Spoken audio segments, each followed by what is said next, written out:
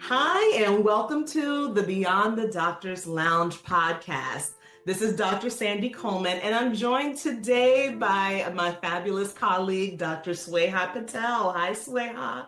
Hi. Hey, Thank you everyone. so much for coming on. Oh, of course, it's my pleasure. Yes, Dr. Sweha is an ER doctor turned non-clinical physician. We work together at our former hospital, and we have also been colleagues in our non-clinical endeavors. So, Dr. Sweha, again, welcome here to the Beyond the Doctor's Lounge podcast. Thank you. I'm excited to be here. This is my first podcast, so I'm probably, gonna look a little crazy, but that's okay. No, please. We're just a community, a warm community of women, as you know, because you're also an expert member of the Beyond the Doctors Lounge Facebook group for women doctors pursuing non-clinical careers. I'm going to go ahead and I'm going to shut up and I'm going to let you tell us about yourself. Okay. So like Dr. Coleman said, I started in emergency medicine. I would say 17 years if you include residency is how long I lasted before I got out completely. I have done various different things outside of the emergency department. So I've done telemedicine, I've done utilization review, I've done that for the hospital side as a physician advisor, as well as for on the payer side as a medical director. And my most recent stint was at a CRO, which is a contract research organization running phase 1 clinical trials, where I was the senior medical director and also the principal investigator on a number of different studies. And so I've done a lot of different things in the non-clinical realm up till now. Yes, that's awesome. And might I add that she's a fabulous ER doctor and she is a fabulous senior medical director, as she was my senior medical director. So that's what I think is so interesting about your career. Not only do you have extensive clinical experience, but you have a lot of experience in the non-clinical arena and a broad experience that I know that our ladies would love to hear about. So, you told us about your career path before your pivot. Can you tell us what exactly inspired you to even consider a career transition after, having 17 years, successful years in your ER career? Yeah, so I have to say, I started looking outside of clinical medicine pretty early on. And it had a lot more to do with just, the ER, as everyone may or may not know, we work shifts. So we do shift work. And I was doing 13 shifts a month. So at my job, 13 was considered full time. I was not going to do 1 second above that. So I did my 13 shifts. Yeah. And I have no kids. And so after the 13 shifts, it left me with a lot of free time. And so, there's only so many spa days you can have before, before True. you start. Yeah. And then you have to also, pay for those. So I started kind of early on looking at different side gigs. So it didn't start with a pivot outside of emergency medicine. It initially started as just how can I make some additional income? And I looked at a bunch of places I just really just started doing research and seeing everything that was out there Yeah. and just started applying like crazy to a bunch of different things. So some of the early stuff I did was really more for like telemedicine. Chart review actually came first. So, there's Okay. different avenues of chart review that you can do on your free time. You can do it for insurance companies, you can do it for disability reviews, that sort of thing. So there's a lot of options in that realm. And my early foray, I would say, probably was telemedicine. Okay. And so there's different aspects of telemedicine as well. There's the completely asynchronous telemedicine, which you don't talk to anybody, right? So that would be more like your HIMSS and your Roman. That came a little bit later in life. And then there's the regular one-on-one telemedicine for things like Teladoc or Amwell. And now it's branched out to where you could just start your own telemedicine practice, basically. And there's different platforms to do that. So I worked with Amwell for a while. And I also did work with Roman, which was the asynchronous telemedicine for a while as well. Yeah. And then after that, I was approached by the hospital's chief medical officer to see if I would be interested in doing some physician advisor work for the hospital. It's like a part-time role. I did not know what that was. I mean, I think probably as a hospitalist, you're more in tuned to what that world is than I am. And we don't really deal, we have a case manager in the ER, but they basically just put a patient, patients come in, you see them, you dispo them, and then you never think about it again. We don't get involved in billing, we don't get involved in coding, none of. So it was kind of a new world for me. So I did take the role because again, I was throwing as many things out there as I could to see what, so I would say that's probably the beginning of like my real pivot where I started to think, hey, I can get out of the emergency room and I can, do something else full time that doesn't involve clinical medicine. And so that's probably where I would say the jumping off point for me was. That's awesome. And that so many questions popped in my head as you were talking. But one of the questions I was going to ask you is, did you find that you had to make certain mindset shifts or certain shifts in your perspective as you considered maybe pivoting to doing more clinical, non-clinical than clinical? Yeah, there's a lot, honestly. It's a completely different world, and you're using different skill sets. You're using a lot of the same skill sets, but you're also having to incorporate a lot of different learn new skill sets, things that you never had to learn before. And also, from the emergency, being an ER doctor and also as a hospitalist, you have to get used to working Monday through Friday, 9 to 5. Like that's something that we're not used to. I know you guys do at the Baptist. You did 7 on, 7 off. 7 off. Yeah. Yeah. So in the ER, of course, like I said, I worked 13 shifts. And so going from that to working every day, Monday through Friday, I say 9 to 5. It's not always 9 to 5, as you know, but still it's a Monday through Friday job. Yeah. So that's something that you have to kind of be prepared for when you make that transition. Yes, for sure. And what I love is that you pointed out how initially it's not that you were necessarily considering 100% career pivot, but you were open to the opportunities that came your way. And I think that's really important for a lot of ladies considering a pivot. And I think I did know that I wasn't gonna be an ER doctor for the long run. Like I knew that this had a shelf life. Right. It's exhausting. And the shift work, nights, weekends, holidays, and it's exhausting, right? I mean, emergency medicine we did 10-hour shifts. So those 10 hours, you're on and on, meaning on. You're physically on, you're emotionally on, mentally on for the entire time. There's no break. So it wears you out. And so I knew at some point I was going to need to pivot to something else, especially if I had any sort of longevity in my career. I know early on, as soon as we finished residency, we're all like, we're retiring in 10 years, but really, no one's going to do that, right? Like you're not going to work that hard to then just not work. So that's kind of how I started to kind of transition into something else. I knew I was going to end up somewhere else, and then I just had to make the steps. Right. And it sounds like your transition was pretty smooth. Were there any obstacles that you found you had to overcome, either, in your non-clinical pivot or outside of that? Were there any obstacles along your way? Yeah, I mean, it's easy and it's not easy. Like there's kind of, I was very lucky, right? So in terms of with the CMO, he used to be my medical director in the emergency department. So he reached out to me. So that was pure luck. I was given that opportunity just by luck. But then there's also a lot of work that goes into it. Like I was on LinkedIn every day applying for jobs, anything. I was learning the different keywords that I needed to use to do searches. I was applying to everything I could find. There's different websites. There's a website, I don't even know if it's around anymore, but it was called the Dropout Club. Oh, okay. The Dropout Club posted jobs specifically for physicians that was clinical medicine, right? Because you see a lot of recruiters will call you every single day for jobs, for locums and emergency medicine jobs. That's not what I was looking for. Right. So the Dropout Club actually was a great resource. I don't know if it's around anymore. So I don't know. I have to write that down. The Yeah, dropout club. Dropout Club, yep. Wow. But then I got a lot of opportunities, honestly, just from people that I knew. Hmm.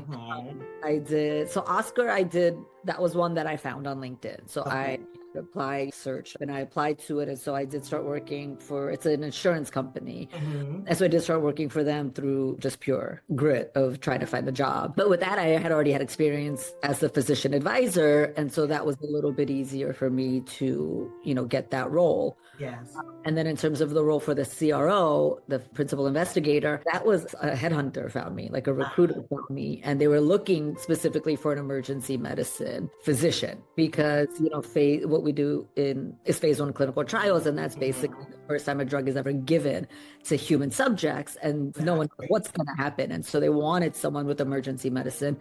experience that can handle any sort of reaction, may or may not arise. So Mhm.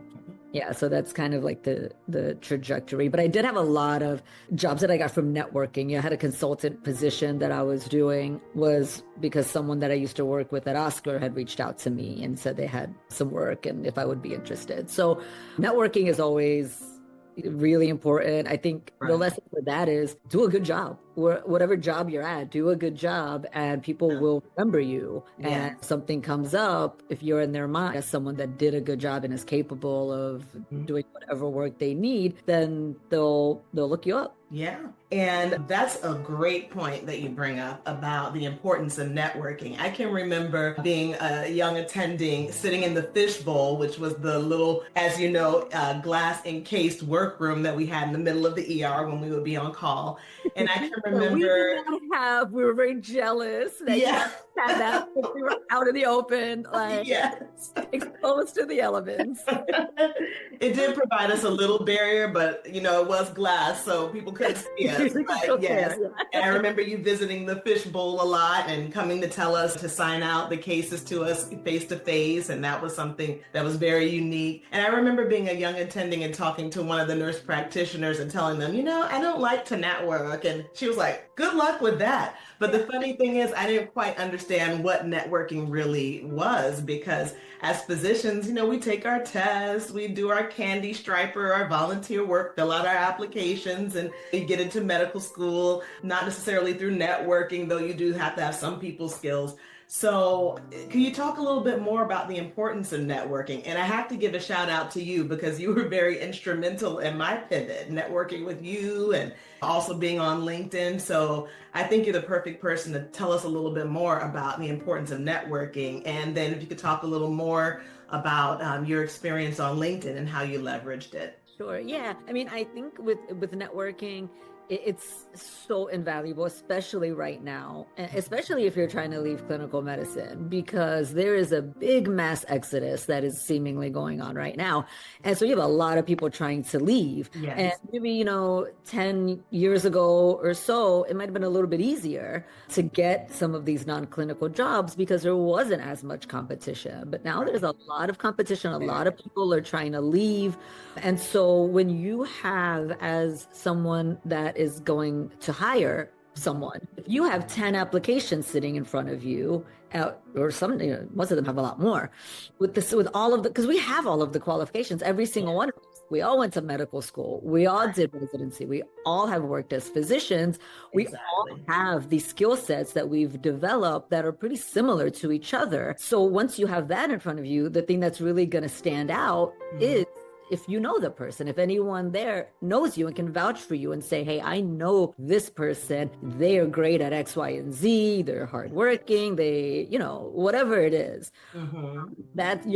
that's how you're gonna leverage the networking. Right. And I say that that's important. It's hard when you feel burnt out at your job. It's hard to go in there Yes. and, So act true. happy and act like you're not just being like dragged down emotionally when Yeah. there. It's hard, but you never want to burn a bridge. I would say just never burn a bridge. As miserable as you may feel for whatever reasons that you're feeling miserable, you have to leave a good impression because Yeah. you never know when someone can help you out later on. Even with your peers. Yeah. Yeah. And Even with your with- peers, because you just never know. Like, I can remember when you and I struck up a discussion on LinkedIn. I was actually home on medical leave with a back injury.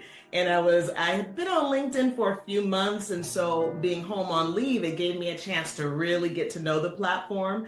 And I saw the announcement about your new job, and I was like, what is Sweha doing? What is this? I was genuinely curious, and I reached out, and I remember you responded, and we both joked around how we didn't want to be like on our, like old around the hospital, and that we knew we needed a transition at some point. And yeah, so important just to be friendly, to get out there, to network. People are important, and we know that as doctors because we know our patients are important, but our peers and our colleagues and our relationship with them, that's important also, to support each other and just to keep those connections. So And yeah. honestly, they teach you that stuff in medical school. Like medical school Well, did not have. Again, I don't know what's going on these days, but when we were in medical, maybe I it's was in different. medical school. Like it was not. There was. This is something that I'm a little bit jealous of. Like you said, you asked before about inspiration. Well, to me, a big inspiration to me is my sister. Right. So my Oh, sister's a nurse, and uh-huh. older sister, she's a nurse by trade, and she got out of nursing, bedside nursing, pretty early in her career and went into pharma. Right. So she Wow. started entry level into pharma and then has worked her way up. Now she's a director at a pharmaceutical company, like really has an amazing career trajectory. But it was something that like she was young, like very early in her nursing career when she made that jump. And Yes. I was like, I didn't even know that I could do anything besides be a doctor. Went to Neither. 4 years and all they told me how to be was a doctor and Yes. no business classes. And, I wasn't bright enough to even consider getting an MBA at the same time, which probably would have been smart and great, but who has that foresight when you're 20 years old. Right. And I think like it was a real disservice that there's none of that taught in medical school because So it's true. a business. And what's happened is that it's become a business for somebody else Yeah. and we're just the doctors. And I think that is really a disservice. And so I took a lot of inspiration from her and just watching her trajectory and being like, okay, there is something outside of medicine because she's the one that even told me, she was like, hey, you should be a medical director. That this, she was at a CRO. She had these medical Uh-huh. directors the CRO haven't made. She's like, you should consider doing that. I was like, oh, I'm a doctor. Uh, But, and then I ended up being a medical director at a CRO. So there you yeah, yeah. go. So many of us feel like we can only doctor. And it's so ironic because as physicians, we are generally pretty intelligent people. And so we can learn other skills, but it takes such tunnel vision to become a physician. And then, like you said, it's not in the curriculum, at least it wasn't in my school, it wasn't in yours. I'm sure it's not in too many, at least in our era. And so it can take some life experience to then be able to look just outside of the one thing we've been doing for decades. Yeah. And Maybe. honestly, yeah, it takes more than intelligence, right? Because there's intelligence everywhere. But Mhm, the one thing that you can always know about someone that has become a physician is mhm. they have a certain level of grit and a certain level of just being able to put everything aside Right. and dedicate and commit 4 years plus. Then you add your residency, which is as much or more of a commitment to medical Mhm. school, to put this much time and effort into something. That is what's rare. That Yes, is the yeah. thing that doesn't exist a lot, and it's something that a lot of people that don't go through that level really, it's a skill. It's something that we It possess that a lot of people don't, and that's something that's really important and to keep in mind and be like, yeah, you did that, so you Yes. can do anything else. You hear that, ladies? You did that. And you can do anything else. So don't forget that. I love that. Very quotable. I might make a t-shirt with that on. It's true. And speaking of, that's a perfect segue into my next question. What transferable skills did you feel you realized you had as you went through your career pivot? And it's, I think, a great question for you because you have such broad experience. Yeah. What are some of those transferable skills? So I think, a big one is communication. So the communication skills you develop in taking really complex ideas and turning them into something that a layperson can understand, and being able to do that with the person that's in front of you, right? So the person in front of you, meaning your patient, they have either a fifth grade level of education, an eighth grade level of education, a high school college. Right. Everyone is different, and you Yes. have to take the very complex clinical picture that you have figured out and give it to them in a way that they can understand and tailor it specifically to that person. And also then be able to also explain it at the high level to, say, a consultant. And so that is something that's a very important skill. And you can take that anywhere because you're always going to have to take information and data anywhere you go Yeah. and present it to all kinds of different people, right? If you're in a physician advisor, you're going to be presenting that to the medical directors. You're going to be presenting that to the case management team, to the utilization review team, to the surgeons and the hospitalists that you need to interact with. If Right. you're on the side of the insurance companies as a medical director, you're going to have to communicate as well to these providers and say, hey, this is why this doesn't meet criteria for X, Y, and Z, and to be able to have a conversation. Pharma, you're going to have to present that to non-scientists, the information that you found, that you've gathered, the data, what you're seeing when this new drug is given to a patient. So that's a pretty important skill that we have that I think is pretty transferable. For sure. Um, and then the clinical skills is actually very important, I think, in telemedicine, right? Because in telemedicine, if you haven't fine-tuned your clinical skills to a certain point, being able to see something through a camera is going to Yeah. be a lot more difficult to pick up on those little things that are kind of red flags that you're just after having seen it again and again and again and really being able to differentiate, oh, wait, that one thing that you're telling me is actually pretty dangerous, or this thing that I'm seeing in you, it is actually concerning. That's something that takes a lot of clinical skill to really be able Exactly. to decipher. So I think trying to do telemedicine too early on as your sole venue could be probably a little bit of a dangerous thing. That's a good point. And then conflict resolution, I think, is really good. Time management, we're really good with time management. Multitasking, how many Oh, things would yes. you do at one time? Like, I think there was actually a study done Uh-huh. with ER. Yeah, about in like a X amount of period in one patient encounter, how many times is the physician interrupted in Oh, one? wow. And it was something like 17. It was something crazy. There's so I many can only imagine. coming at you. Nurses are coming asking you questions. Family members are interrupting. Yeah. The, EKGs. It's just, yeah. So that's multitasking is huge. And you always, you have like 20 patients at any time. Absolutely. Oh, and you're getting different pieces of information for different people Mhm. continuously, and you need to keep all of that in your mind. So that's another really important skill that is transferable for sure. Absolutely. I never thought about that one, multitasking. And that is big because I know even in my role as a PI, many times we're managing more than one study. You're thinking you've got more than one protocol in your mind and different sponsors. And yeah, that does parallel our experience in medicine where you might be doing one thing, you're talking on the phone with the daughter, and then someone hands you an EKG with ST elevations, and then pathology's calling you, and all of this happening at one time. Exactly. Yeah, yeah, that's awesome. I never thought about multitasking. I love that. What are some ways you feel did you have to identify your transferable skills first, or did you just realize as you went along what those transferable skills were? Or was it something you had to do some soul searching to find out? I think I started to realize it as I was kind of going along because I think you just kind of like, you don't see things in yourself necessarily that other people are going to start pointing out. Hmm. And so I think just along the way, I would just pick it up and be like, oh yeah, you're good at that because never get like frazzled when things are kind of going crazy. Yes. And for me, in a non-clinical world, I was always like, what's crazy? Like, like this, all, this is The a crazy crazy bar is in a different universe. I don't be like, there's so much going on right now. I'm like, there is. And like, You're like, did anyone flatline? Oh, okay, we can deal with it.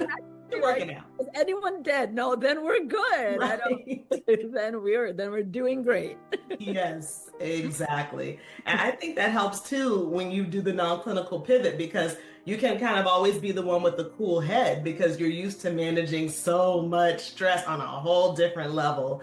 So I think it makes us good leaders in non-clinical settings too. Yeah, and that's the leadership thing is another one because Hmm. always Even if you're not a medical director in your clinical job, as a physician, you still, or you're in this teamwork Yes. frame and you're kind of supposed to take the reins. It's your responsibility, everything that's Yes. going on with the patient. Like, no matter what, at the end of the day, something goes wrong, you have to account for that. So you're the leader of like nurses, techs, the patient's family, case management, social work, everyone together. You have to tie all of that together. You Yes. know, that's your job. And so you develop leadership skills anyway, even without being in a leadership position. That is so true. Yeah. Every physician is a leader in their own right, for sure. All right.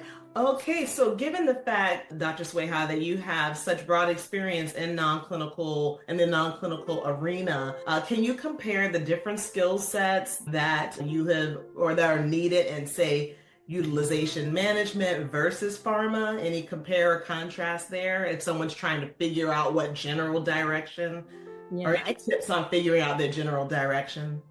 I think so. The part of it, utilization side of things, you're still going to have clinical like knowledge. It's going to be more clinical, right? Because what you're dealing with healthcare, with actual patients and their diseases and that sort of thing. And so you're still doing a clinical component non-clinically, right? In pharma, it's more science, right? So you're going to be more like on the science sort of side of things. You're going to be dealing with drugs, with the mechanism of action and more data. It's more granular. It's more like detail oriented, I would say, pharma than which is more like of a big picture type of thing where you take all of the little details and look at the big picture. In pharma, it's very fine detail oriented. So if your mind doesn't really work well in that sort of realm, it might be a little hard for you. I think that was one of the things that was a little difficult for me when I started. Yeah, because again, Different arena. we're big picture. Yeah, like And I'm like physicians in general, I think, are.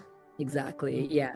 So that's one thing. You're going to be doing a lot of in pharma. You're going to be doing a lot of reading, right? There's a lot of Yes. protocols that you're going to be reading and writing. Really, you help write these things as well. You're going to get back into like science. So these mechanism of actions of these drugs, you're going to be thinking of receptors. You're going to be thinking of alleles, of like all of these things that you're going to be kind of keeping in mind and doing any of that stuff in So it's not going to be granular. It's going to be more kind of big picture in I think if you're going to be going into for the insurance company, working under the insurance company, you're going to have a thick skin. There could be some conflict because you'll be doing reviews basically for saying whether things are medically necessary or not. Okay. There's protocols, there's guidelines, there's things that whichever insurance you work for, they have their own kind of set of guidelines and rules that you're going to have to follow. And then of course you have to add your medical judgment in on top of it, because if it was all guidelines, then AI could do it. Right? Exactly. AI might, but for right now, Right now. you're there to kind of give your medical, but you're going to be discussing things. There's going to be things that you're going to deny. So there's going to be a request that comes in and it's going to not meet whatever criteria for whatever reason, and you're going to deny it. And then you're going to have to get on the phone with the physician and tell them why you denied it. Yeah. And a lot of times you're going to then end up approving it after you talk to them, because maybe their note wasn't clear. We're awful at documentation. I can say, like, physicians are just the worst at documenting. And not even that we're the worst. We could even be the best, but just that information may not make it over to the insurance companies, like they might have gotten a piece of the information. So anyway, so after that conversation, you might be like, oh yeah, perfect. Makes perfect sense. Let's get that approved and move on. Or you might be like, no, that still doesn't make any sense. And you're going to get friction, and you're going to have to be able to, kind of deal with that. And it can be stressful. I know it stresses a lot of people out when they start doing that job, like not really realizing that they're going to have to deal with that level of confrontation. So yeah, Okay. like a thick skin. Yeah. Do most jobs entail peer-to-peer conversations? Yeah. Yeah. At least in the beginning, that's entry level. You're going to have to do that before you can move up the ranks to do things. I remember us having peer-to-peer conversations when we were working in the same hospital when you transitioned to and we used to have very pleasant conversations. And speaking of, do you think that doctors who may want to transition into do you think they should look around maybe in their local hospital for positions or opportunities to get in? Yeah. And I think a good way to even kind of get your foot in the door is see if you can get on the hospital's utilization review committee. So every hospital Oh, has a committee. It's a utilization review committee. It's made up of the case managers and different departments. mhm. I was on the committee at Baptist. Uh, Right, right. and well, that was part of my function when I was doing the physician advisor work. Yeah. But you can join it even without being the physician Ah, advisor. You that's can a show great the idea. license, and that's a good way to get a step in the door. And the Right. physician advisor work, a lot, it's relatively new. It's kind of Mhm. up and coming. So not all hospitals even have that set Mhm. up. Especially, I think some of the smaller ones are not really going to have it set up. So if you can get your foot in the door and kind of enjoy doing that work, there's a whole opportunity out there to really like advance that career. That's awesome. That's awesome. Yeah, that's what I was thinking about as I talked to a lot of ladies in Beyond the Doctor's Lounge. I was wondering if those kind of opportunities, when they're available, if that's a good idea to at least get your foot in the door. And I think it's good. I don't know what you think, Sweha, to as a woman is making her career pivot, to be open to different opportunities and realize that sometimes the most important thing is actually making that pivot, getting your foot in the door. What do you think about that? What do you Yeah. think is one of the most important things as you start the journey? I agree. I think the first most important thing is to really assess what your end goal is and why that's your end goal. So if your end goal is to never do another shift again in the ER, right? Let's say that's what you're like, I'm never doing this again. I hate it. Think really long and hard about why that is. What is it that you hate, right? Or what is it that you feel like you don't want to do anymore? Because the answer might not be a non-clinical career. The answer might be a different job in the same career. Exactly. Yeah.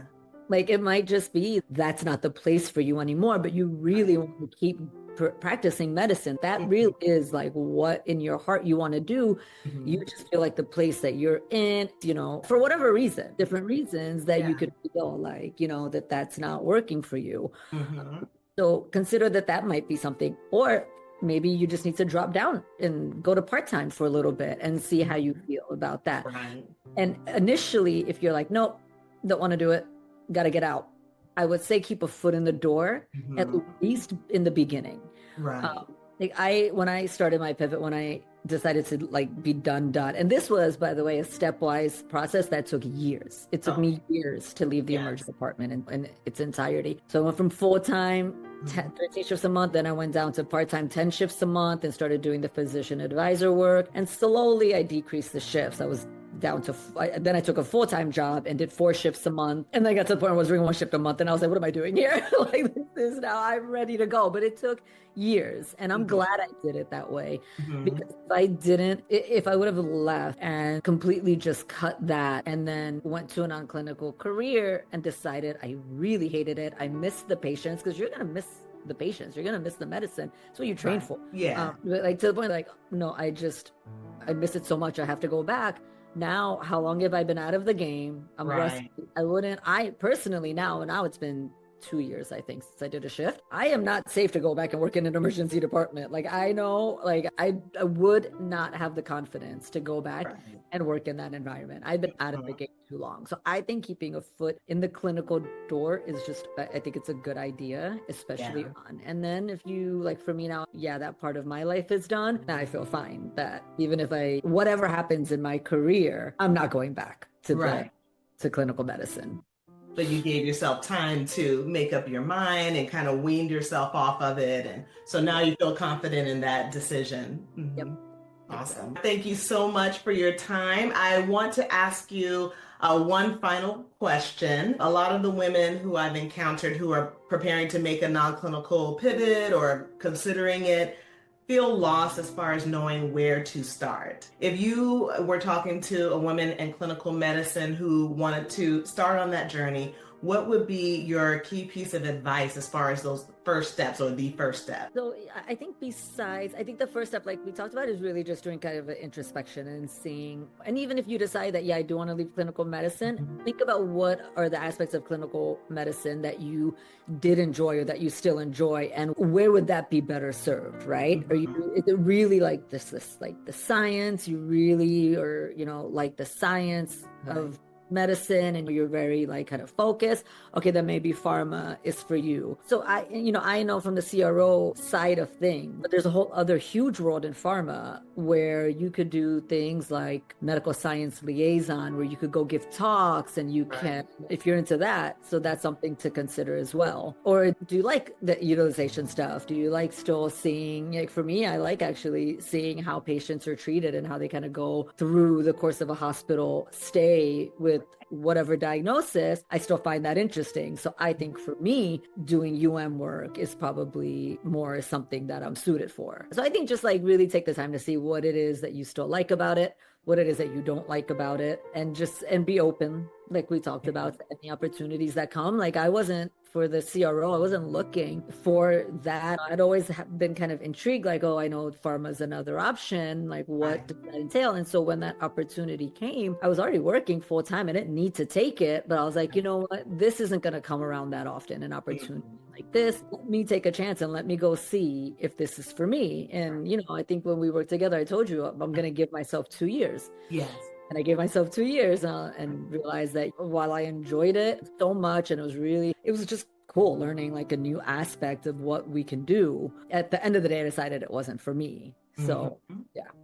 Yeah, and it's great to be open-minded. And also, I feel like once you learn how to pivot, then you become a lot more comfortable with realizing that you have options and not being afraid to take those options. And I do want to ask one more bonus question. We've talked so much about the journey from clinical to non-clinical and the various stages in between. Now that you are on the other side and you're non-clinical, what do you love about your life now? What's different? What have you gained that you were looking for in that pivot? So I feel less stress overall in my life. I feel like I have a little more control. I feel like I have a little more freedom, to be honest. I think when I was just doing emergency medicine, I really thought that was all I could do. And so even if I decided to move, let's say I was going to move to Alaska for whatever reason, I knew the jobs I would be looking for were still going to be in emergency medicine. But now I feel like I just have this huge well of opportunity, right? There's so many things that I can do. And I feel like it's given me back a little bit just of confidence. I did these other things and I was successful in a lot of things outside of that one. So I think it's given me kind of a newfound, like, just enjoyment in knowing that, like, I am okay. Like, I have options now for a career until I decide to retire. Yes. Like, I'm not ever going to feel stuck. If I feel like I don't, something's not working for me, I know I can pivot. That's awesome. And I think, that's so valuable, that sense of confidence and freedom, because I think most of us as physicians at some point did feel locked in with, as they call them, the golden handcuffs. And that initial breaking free of that, even if you stay in clinical medicine, the initial breaking free of the golden handcuffs, I feel is so important. And just being empowered, taking your freedom back, and being able to make your own decisions, whether it's to stay in clinical, be non-clinical, or a combination of the two. So definitely well said. Well, thank you so much, Dr. Sweha, for your time. And where can people find you if our viewers want to talk to you, want to ask you questions, or network with you? You're such a wealth of information. So like as you said, I'm in the Facebook group. I'm one of the expert. Yes. I guess consultants. I don't know. So they can message me there. They can message me on Facebook. I'm the only Sweha Patel. So it's Swha, last name Patel. I'm on LinkedIn. Great. So that's a really good way to find me. I'm always checking LinkedIn. I'll always check those messages. I think probably Facebook and LinkedIn right now are the two best ways. I don't really have any, I don't have any separate channels or social medias outside of that I really pay attention to too much. So I would say those two are the best ways. Great. Well, thank you so much. This concludes our interview. Thank you, Dr. Sweha, for your time. No, thank you for having me. This was great. Yes.